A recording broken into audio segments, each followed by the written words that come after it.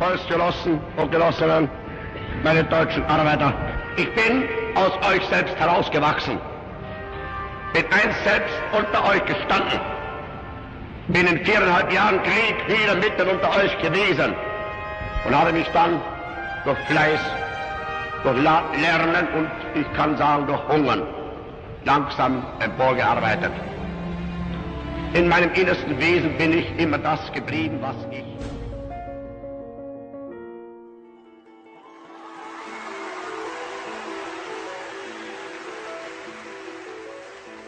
Barack Obama in 2004 was totally unknown. People were saying, I don't know who this guy is. I wonder why they picked him. He had this reputation as a bit of an upstart, as sort of a young, rising figure in the party, but no one knew who this guy was. This was his chance to introduce himself to people.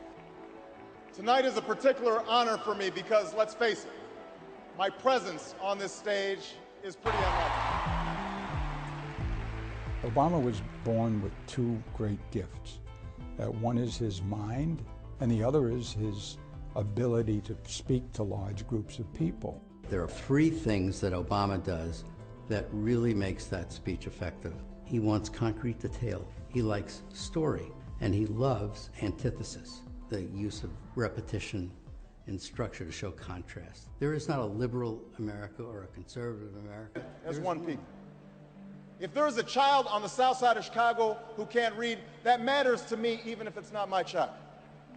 If there's a senior citizen somewhere who can't pay for their prescription drugs and having to choose between medicine and the rent, that makes my life poorer even if it's not my grandparent. There's that fundamental belief, I am my brother's keeper, I am my sister's keeper, that makes this country work.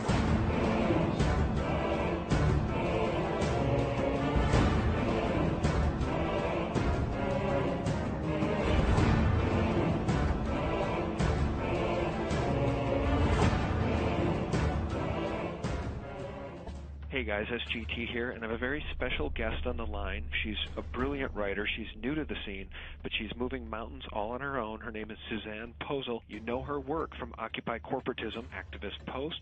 You know her work from InfoWars, from SGT Report. Everybody is picking up Suzanne's material. Suzanne, welcome. Thank you for having me. Suzanne, you're really a great writer. I really have to give you kudos on your research, your hyperlinks, your vetting, your information, and that's why everybody is picking up your articles because they're very, very detailed, but you're talking about some very scary things. We do that too here at SGT Report. I talk to a lot of smart people. I spoke with James Wesley Rawls not too long ago who said, and I quote, "We're entering into an age of deception and betrayal by our own government."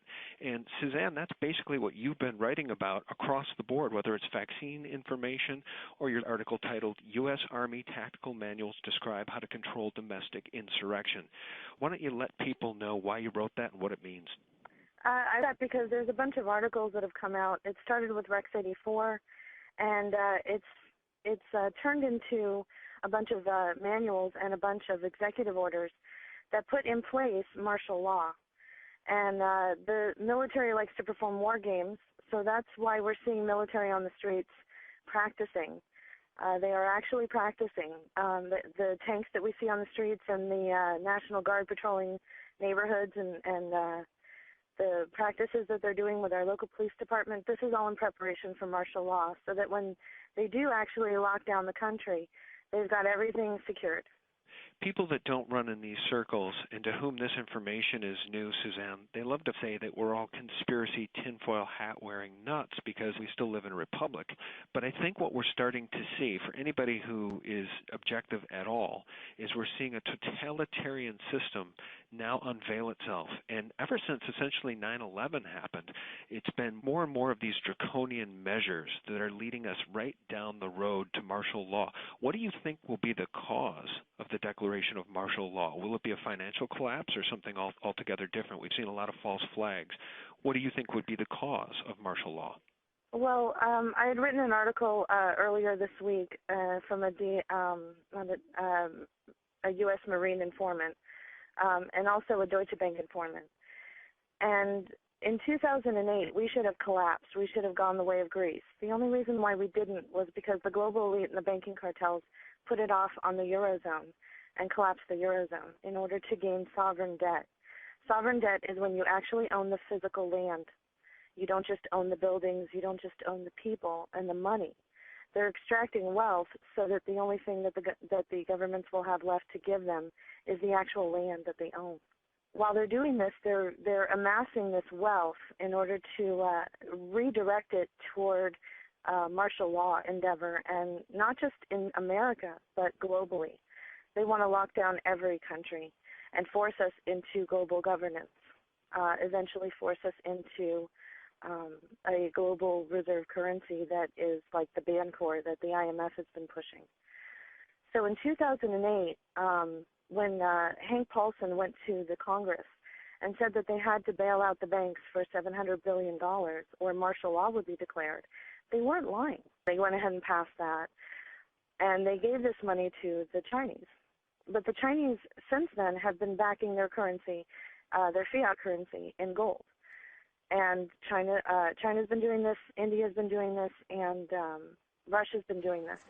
Okay, so this is just to confirm that I'm here trying to make a mortgage payment in cash. I have $1,380 sitting in front of me for a $1,371 mortgage payment, and Bank of America is rejecting a cash payment of my mortgage here in Lakeport, California. Is that correct? So you need to turn that off. Is that correct? You need to turn that off, sir. This is what I've just been told. Bank of America has just refused to accept my mortgage payment in cash and is insisting on a kind of a wire transfer. Apparently, in America, cash does not pay the mortgage anymore, is what I'm being told today in Lakeport. If you go back in history, the reason why we went after Gaddafi was because he was presenting the dinar, which was a gold-backed currency that he was getting together with other countries like in Africa. He was going to subvert the global reserve currency, which is the U.S. dollar, and destroy its complete value by backing it with gold, because the central bankers haven't dealt in gold since 1934. So in order to avoid all of this, the central bankers are going after Iran right now, and that's what this war is about, to try and stop India and China and Russia from buying Iranian oil with gold. Because if they destroy the global reserve currency, which is the U.S. dollar, then what we're going to have is we're going to wake up one morning and we're going to be like Greece. And that's going to cause complete panic in this country. So since they already set off the financial time bomb in the Eurozone, they know that it's just a matter of time before it hits our shores. So they're preparing for it. That's why we see all the movement on the streets. People are seeing tanks being moved in Burbank, California. They're seeing in their forested areas, they're seeing police, military escorting them off the property. National forested lands. This is public land, supposedly. By the way, it's owned by UNESCO, and it's a World Heritage Site, so it's actually owned by the UN. But anyway, people are seeing military on their streets.